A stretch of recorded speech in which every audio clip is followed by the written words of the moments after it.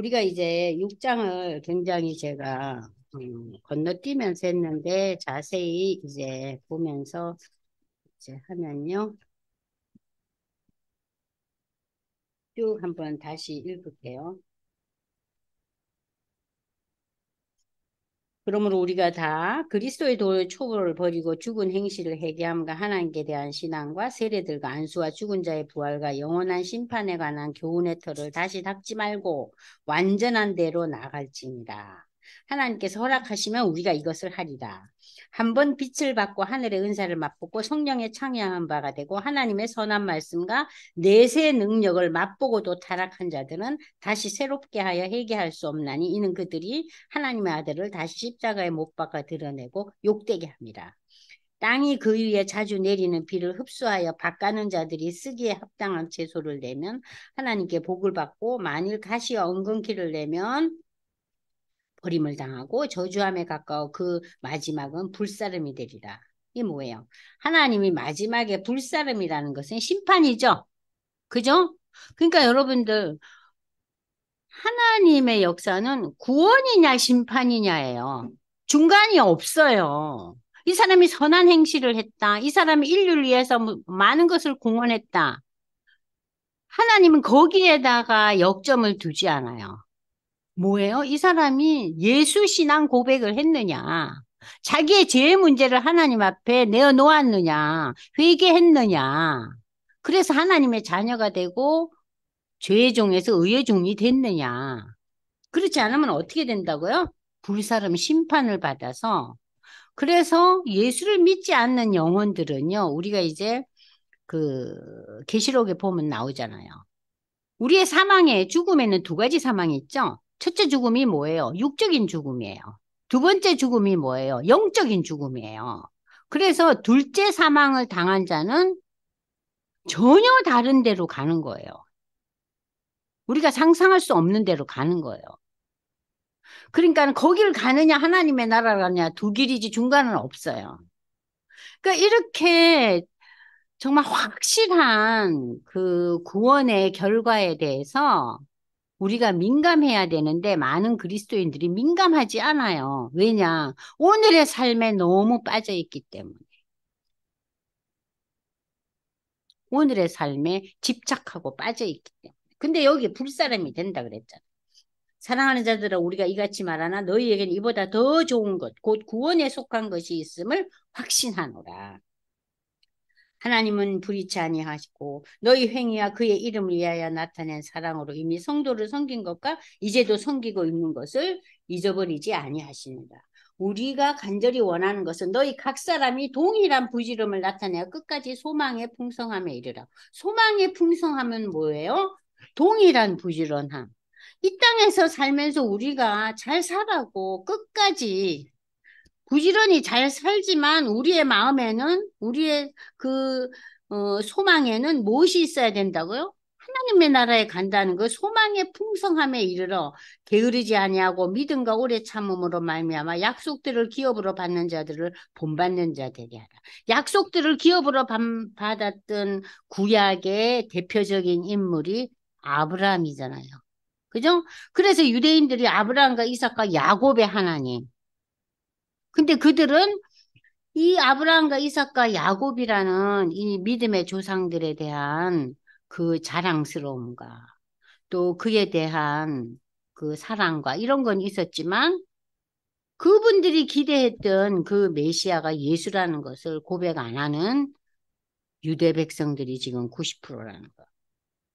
하나님이 아브라함에게 약속하실 때 가리켜 맹세할 자가 자기보다 더 큰 이가 없으므로 자기를 가리켜 맹세하 이르되 내가 반드시 내게 복주고 복주며 너를 번성케 하고 번성하게 하리라 하셨더니 오래 참아 약속을 아브라함은 누렸어요. 그잖아요. 아브라함은 누렸잖아요. 응? 사람들은 자기보다 큰 자를 가리켜 맹세하나니 맹세는 그들이 다투는 모든 일의 최후 확정이니라. 그러니까는 처음에 우리가 약속을 하죠.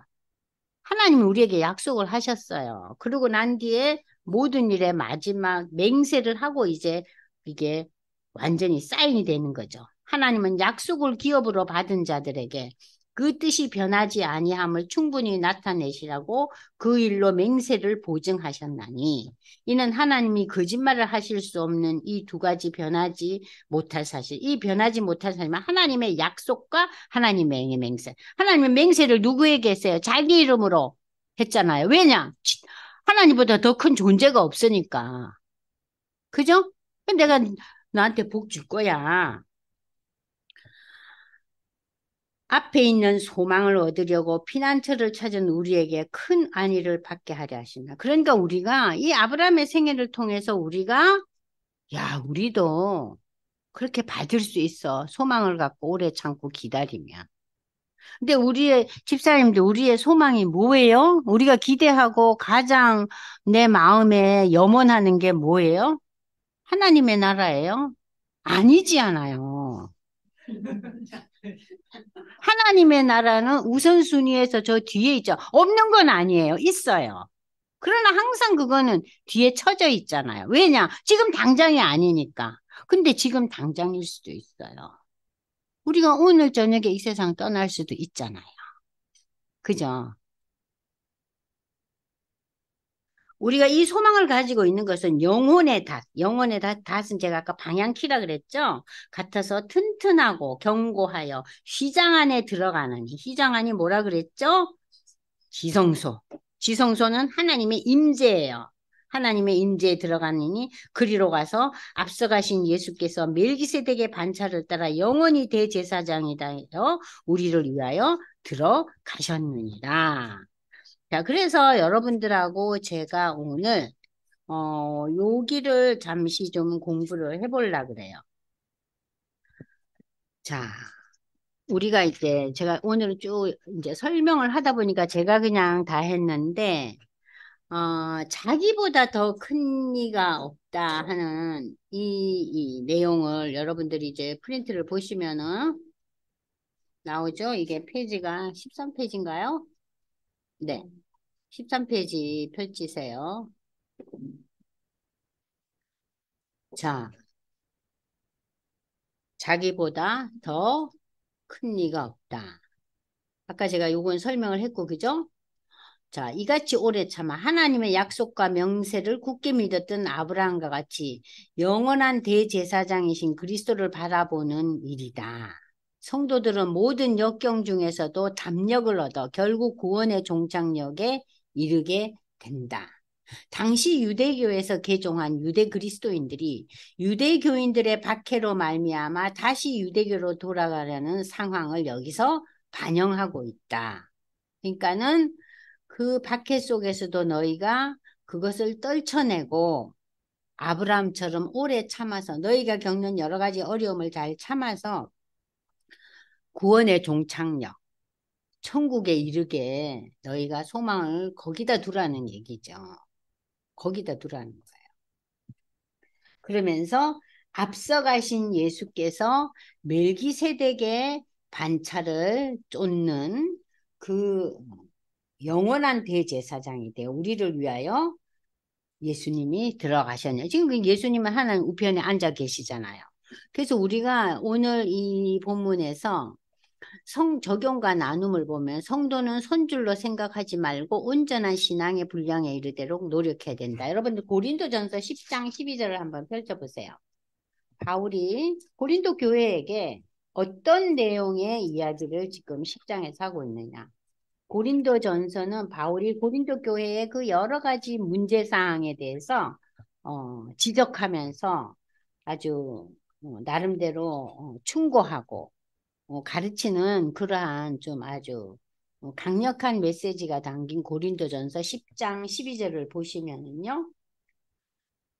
자, 11절부터 읽을게요. 그들에게 일어난 이런 일은 본보기가 되고 또한 말세를 만난 우리를 깨우치기 위하여 기록되었느니라. 그런즉 쓴줄로 생각하는 자는 넘어질까 조심하라.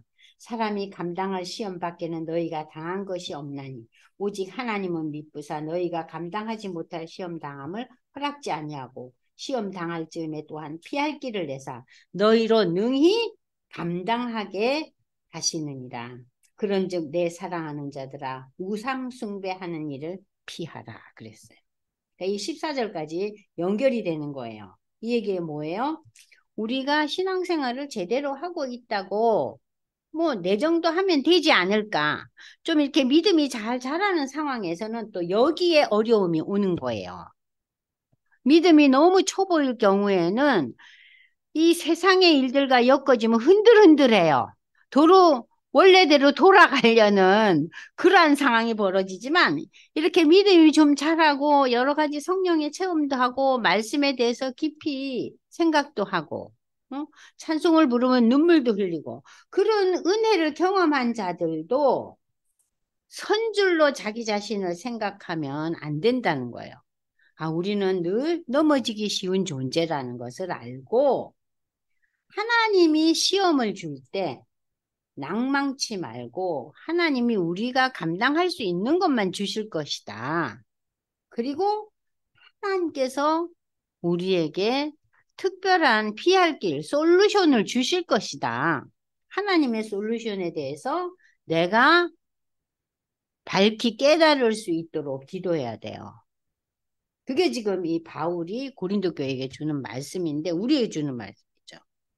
그래서 내 신앙 상태는 지금 어떤가? 여러분들 여기까지 공부를 하러 오시고 성경에 대한 그 관심이 있으신 분들은 아마 여기에 해당한다고 저는 생각해요. 그러나 여기에서 더 우리가 더 전진해 나가려면은 어려움이나 갈등이나 고통이 올 때도 아 하나님이 참 어려움을 주셨지만 나에게 또 피할 것도 주실 것이다. 그 피할 길을 내가 밝히 깨달을 수 있는 지혜를 달라고 기도해야 돼요. 내가 원하는 건 이거니까 하나님 이거 해주세요. 내가 원하는 건 요거니까 요거를 이루어 주세요. 그거보다는 저는 이런 게 원해요. 그러나 결론은 하나님이 내주세요. 결론은 누가 내줘요? 하나님이 내주시고 그 하나님이 내주신 결론에 대해서 내가 알게 해주세요. 그리고 거기에 순응하게 해주세요. 자, 나는 하나님의 약속을 이렇게 아브라함처럼 잘 기다리면서 어려운 가운데서 잘 인내하며 소망을 안고 살아가고 있는가? 살아가고 있는가? 살아가고 있어요? 하나님의 약속은 뭡니까? 구원과 심판이에요. 그죠? 구원이냐 심판이냐. 자, 그러면 우리가 그 심판의 그 두려움, 무서움. 야, 심판받는데 그게 가면 큰일 나지, 안 되지. 아이고, 내가 나하고 굉장히 친한 우리 사촌이 있는데 걔는 예수 안 믿는데 어쩌면 좋냐. 그 여러분들이 그 영혼을 위해서 구원 기도를 하셔야 돼요. 생각날 때마다 지하철을 타고 하면서도 갑자기 걔가 아이고 하나님 걔가 아직도 멀었네요. 하나님 믿기는 너무 힘드네요. 그 인간 어쩌면 좋아요. 그 인간 좀 구해주세요. 그게 기도죠. 무슨 멋진 어휘가 필요 없지 않아요? 그렇게 기도하셔야 돼요. 그 영혼 구원을 위한 기도가 가장 시급한 거예요. 그리고 이제 우리가 믿은 우리, 구원받은 우리는 영원한 하나님의 나라 내가 새 옷을 입고 갈 텐데 구원은 예수 신앙 고백이지만 상급은 사람마다 차이가 있죠. 어떻게 상급이 차이가 없겠어요? 공평하신 하나님이. 하나님 저도 좀 상급 받는 구원 받고 싶어요. 지혜를 주시고 저에게도 결단할 수 있는 능력 주세요. 근데 우리가 그런 기도는 참 드물잖아요. 그죠? 그게 필요하다는 거죠, 우리에게. 자, 그러면서 이제 7장에 가면요. 멜기세덱에 대한 구체적인 내용이 전개돼요. 지금까지는 그냥 스쳐 지나갔죠? 그죠? 근데 이제 7장에 가서 여러분 보시면은 멜기세덱이라는 존재는 그리스도를 예표하는 존재예요. 그리스도의 예표의 무형인 대제사장 멜기세덱을 통해 예수 그리스도의 대제사장직은 아론보다 우월함을 이미 논증했죠. 그죠? 아론의 대제사장직은 불완전한 뭐에 기초하고 있어요? 율법. 율법에 기초했어요. 근데 율법의 역할은 뭐예요? 율법은 우리가 죄인인 것을 깨닫게 해주는 게 율법이에요. 율법을 펼쳐보니 이것도 내가 제대로 못했네? 아니, 이것도 율법인데 이걸 내가 100% 못했지. 한 60% 했나, 70% 했나. 율법의 기능이 뭐라 그랬어요? 죄인임을 깨닫게 하는 거라 그랬잖아요. 그러니까 율법은 구원으로 인도하는 하나의 과정이지 구원 이코로 율법이 구원 아니잖아요. 그죠? 자, 아론의 대제사장직은 불완전한 율법의 기초를 뒀고 인간 대제사장은 죽잖아요. 그러면 새로운 대제사장을 세워야 되잖아요. 그러니까 이 인간 대제사장은 사망으로 인해 계속해서 그 존재가 바뀌어 나가요. 그죠? 반면에 그리스도의 대제사장직은 예수만이 인류 역사상 부활한 존재죠. 부활한 존재잖아요. 그러니까 예수만이 영원하기에 바뀌어지지 않아요. 예수님은 지금도 살아 계시잖아요. 왜? 부활하셨기 때문에. 그래서 예수님 탄생한 크리스마스 이상으로 부활절이 중요한 절기예요. 예수의 부활이 없으면은 예수의 십자가의 죽음은 아무 의미가 없어요. 우리 고린도전서 15장 보면 그 얘기가 되풀이 됐잖아요. 예수의 부활이 없으면은 우리가 믿는 건 다 헛일이고 우리는 택도 아닌 거를 믿고 있다고 바울이 그러잖아요. 그러니까 부활이 굉장히 중요해요. 부활은 예수의 구원에 대해서 확인한 거예요. 예수의 존재에 대해서. 근데 우리는 성탄절을 엄청 크게 하죠? 부활절은 결혼이나 하나 까먹고 끝나버리더라고요. 근데 미국에서는 부활절 굉장히 큰 행사예요. 부활절은 애기들이요, 다 이렇게 하얀 옷을 입고 가요. 부활절을 굉장히, 미국 교회가 자유롭다, 뭐, 신앙이 많이 처져 있다. 그렇지도 않아요. 굉장히 보수적인 분들도 많고요. 미국 교회의 독특함도 참 좋은 점이 많아요. 또 우리는 성탄절에 난리가 나잖아요. 근데 참 사실은 이 부활의 의미를 되새기지 않으면 기독교 신앙은 고린도전서 15장에 바울이 얘기했듯이 우리가 믿는 것은 헛것이에요. 부활의 개념이 우리 마음에 없다면 우리가 믿는 신앙은 아무 의미가 없어요. 죽었는데 십자가에 죽었는데 무슨 의미가 있어요? 다시 사셨으니까 영원히 존재한다는 거죠. 그게 여기 나오잖아요. 예수 그리스도의 대제사장직은 영원하기에 바뀔 수가 없죠. 따라서 그 우월성을 우리는 인정할 수밖에 비교가 안 되죠. 구약의 대제사장은 끊임없이 죽고 새 사람 되고 죽고 새 사람 되잖아요. 그리스도 예수의 공로로 힘입어 하나님께 나아가는 자는 그래서 온전히 구원을 받는다. 예수의 공로, 십자가의 공로, 그리고 지금 부활해서 하나님의 우편에 앉아 계셔서 우리를 위해서 기도하고 계신다. 자, 그래서 오늘 저희는 멜기세덱까지 공부를 하려고 그래요.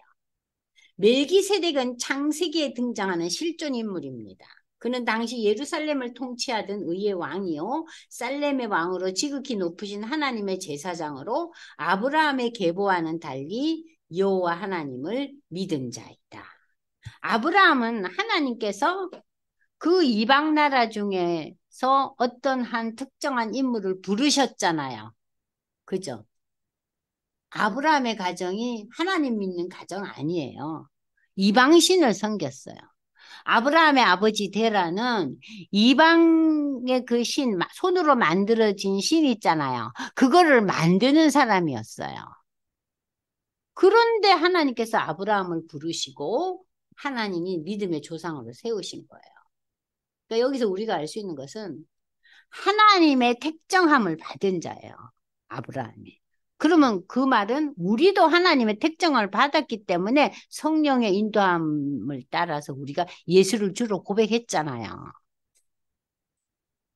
아브라함이 전쟁에서 승리하고 돌아왔을 때 떡과 포도주를 가지고 아브라함을 맞이하였고 아브라함을 이 멜기세덱이 축복기도 해줘요.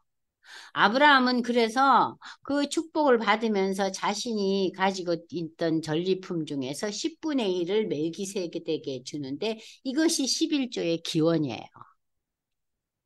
그러니까 11조를 제일 먼저 드린 자가 누구예요? 아브라함이에요.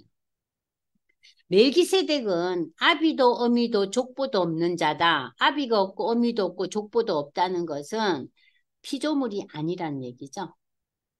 그죠?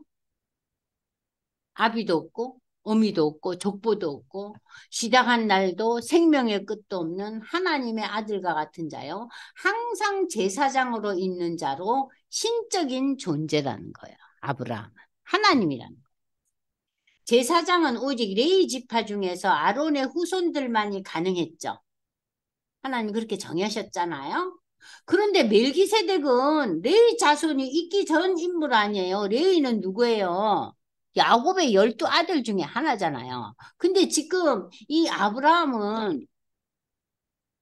이후에 아브라함과 이삭과 야곱 이후에 레위가 나오잖아요. 그러니까 훨씬 이전에, 응? 이전의 인물이죠. 11조를 당시 이스라엘 백성들이 레위인에게 줬잖아요. 레위인들은 자기네들이 업이 없잖아요. 그죠? 하나님을 섬기는 것이 자신들의 업이잖아요. 그래서 이 11조를 줬는데 아브라함은 멜기세덱에게 11조를 드렸어요. 그러니까 하나님의 일 맡은 자, 하나님이라는 것을 인정했죠. 예수님은 영원히 멜기세덱의 반차를 쫓는 제사장이시다. 이미 5장 6절에 나오고 있어요. 히브리서 저자는 예수님의 예표자로서 멜기세덱을 언급하고 있다. 예수님은 멜기세덱과 같은 제사장으로 아론과 비교할 수 없는 우월한 존재임을 여기서 이제 또 피력하고 있죠.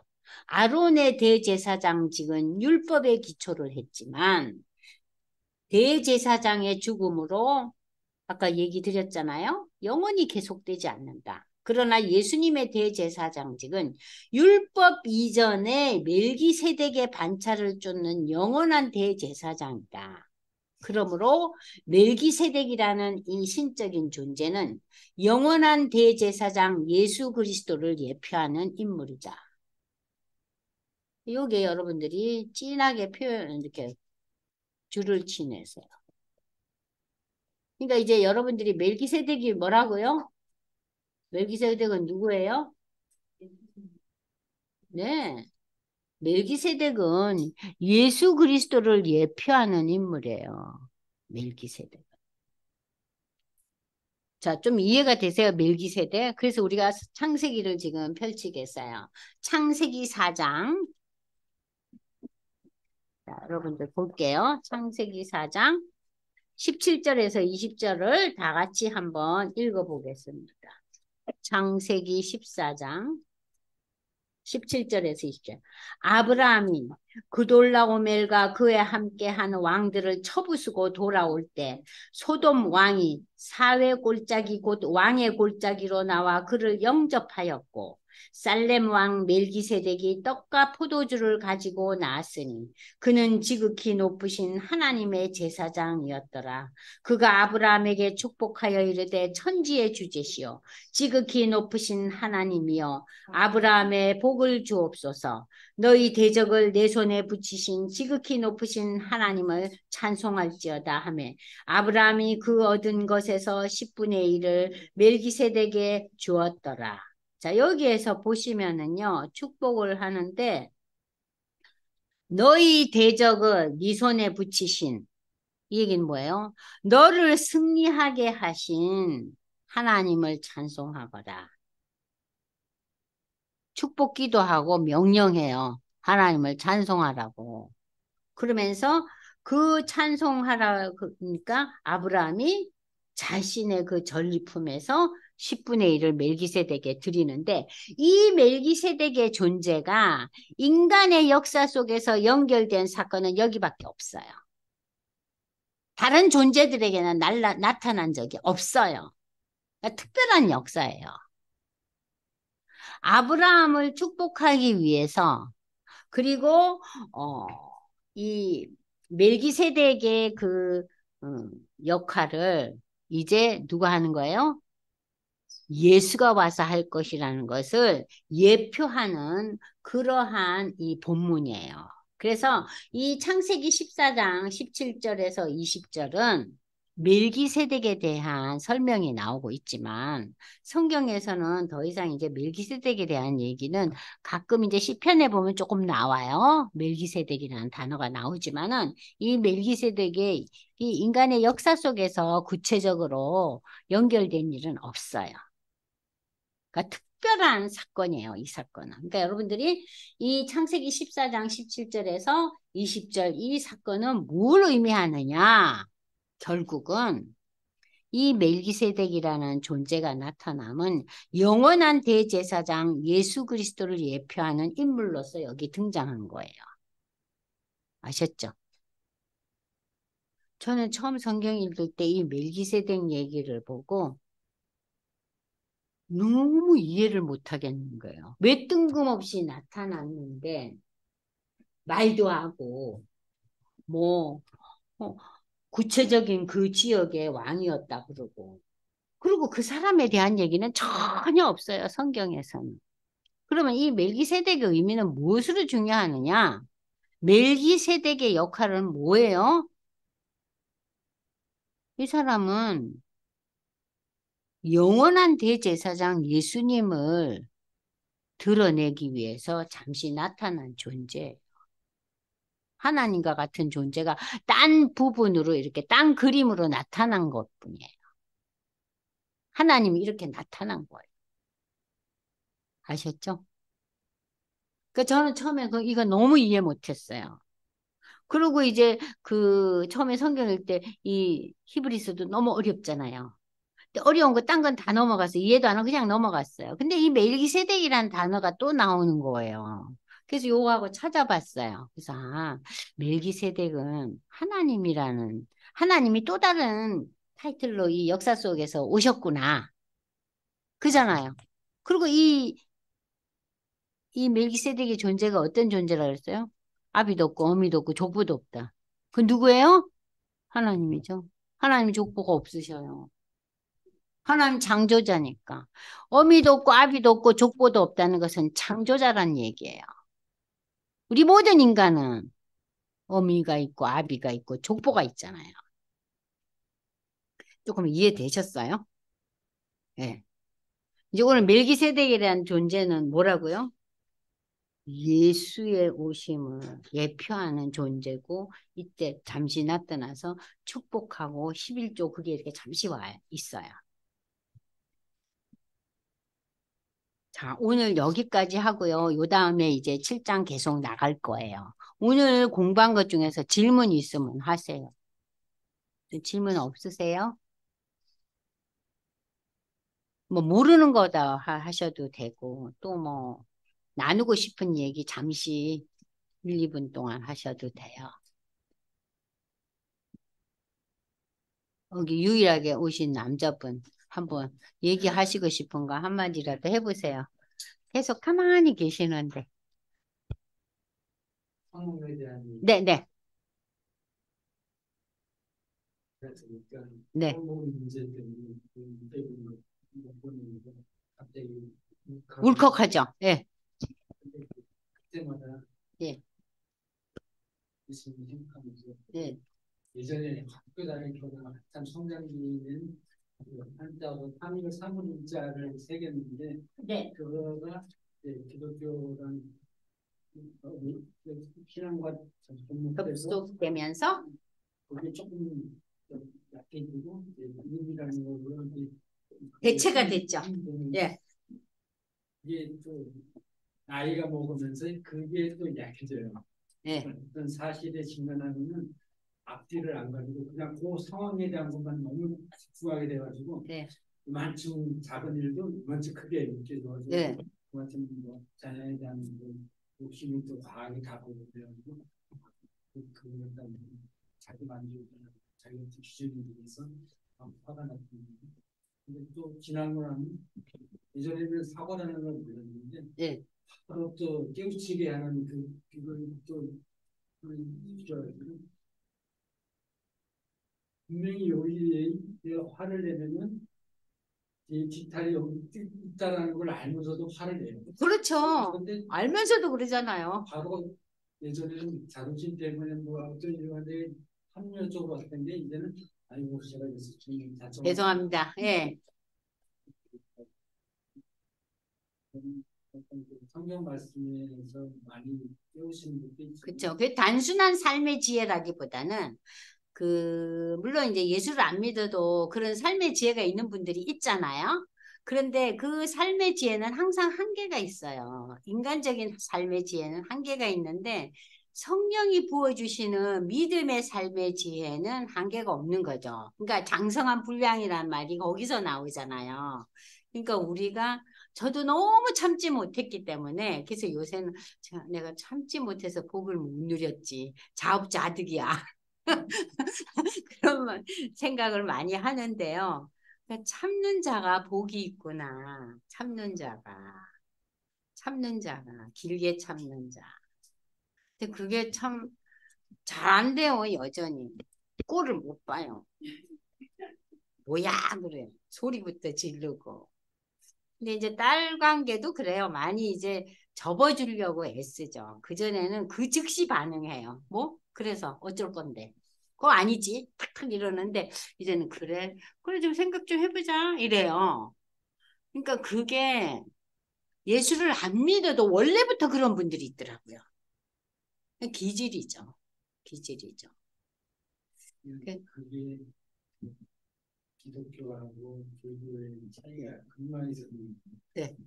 기독교는 참고 반성을 하고 바로 네. 어떤 일을 하는데 불교는 그게 그 사람의 어떤 그 추구하는 날 진짜 정리하고 참는다는 게 종교적인 게 아니라 기질적인 그러니까 나로 모든 것이 집중돼요.